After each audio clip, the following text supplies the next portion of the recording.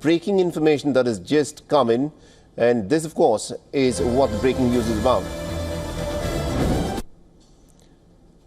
Where the Israeli military claims that it has struck an underground facility in western Iran's Khorramabad that contained the surface-to-surface and the cruise missiles. This, of course, is the big breaking development. The Israeli military is the one that is making this claim that they've struck this facility. It's a missile facility, underground missile facility. And it's also interesting the kind of missiles that were stored in this facility by the Iranians. The Israelis claim that this is a surface-to-surface. The heavy missiles which cause an enormous amount of damage that can reduce buildings to rubble. Those are the kind of missiles that the Iranians had in this particular underground facility, which the Israelis now claim they've managed to strike. How much of this is now being put out of use? That's something that's up for a question. Now, the Israeli military further claims that the site contains storage tunnels for the surface-to-surface missiles and cruise missiles, as well as multiple launch shafts. The Iranian media has reported strikes on the Loresta province, where Khorramabad is located. And earlier on Saturday, Israel had also said that its airstrikes on Iran, which began the wee hours of Friday, have so far killed more than 20 top Iranian Army and Revolutionary Guard commanders, including the Armed Forces Chief Mohammad Bagheri. The strikes have also killed 9 top nuclear scientists of Iran and experts, and Iran has said that about 78 people in total have been killed in this wave of Israeli bombings that started with Operation Rising Lion. So this, of course, is the big breaking development that we are getting you. Let's also listen in to what's, of course, being said there by the Israeli spokesperson.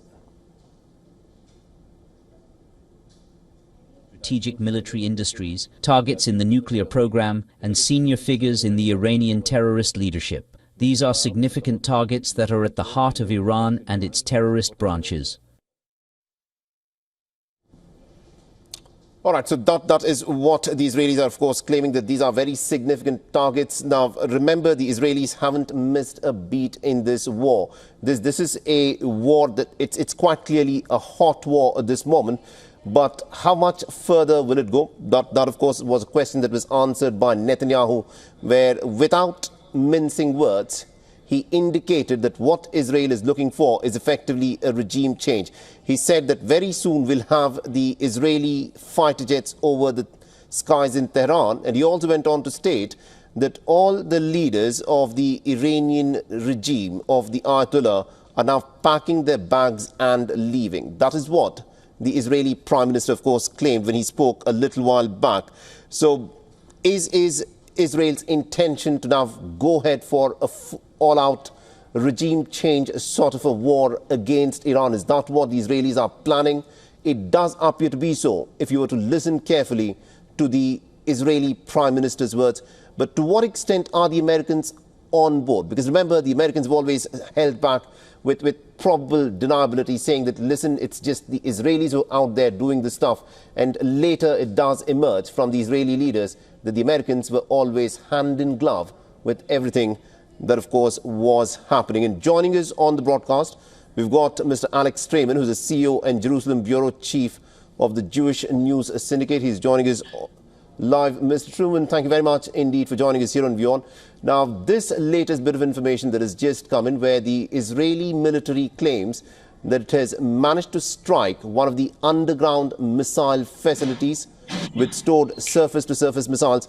In your assessment, is this now going to be the strategy of the Israeli military, where they'll try to take out as many of these Iranian missiles as possible in the very bunkers where they're stored?